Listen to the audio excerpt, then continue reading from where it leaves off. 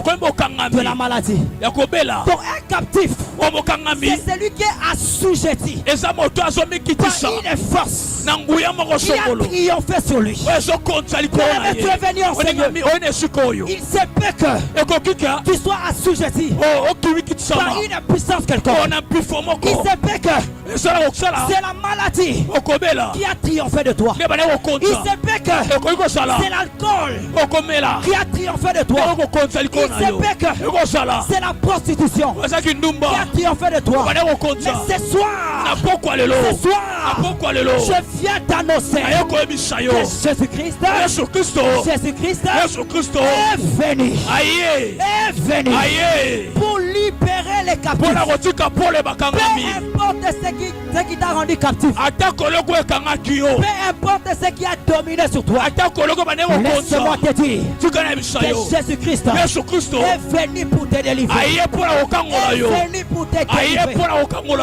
Parce que dans Romains 8:1 que nous avons lu, the Bible say, la Bible dit, il n'y a donc maintenant aucune condamnation pour ceux qui sont dans Jésus. En d'autres termes, tous ont péché. C'est-à-dire ils n'ont pas Jésus. Ils sont privés de la gloire. Ils sont retenus dans la prison de la sorcellerie.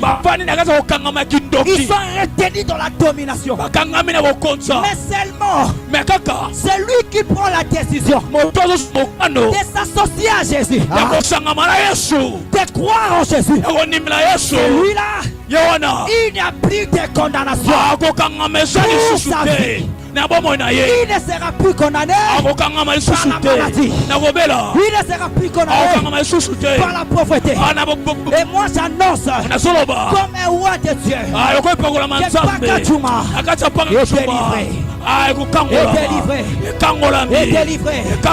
Suivez-moi très bien.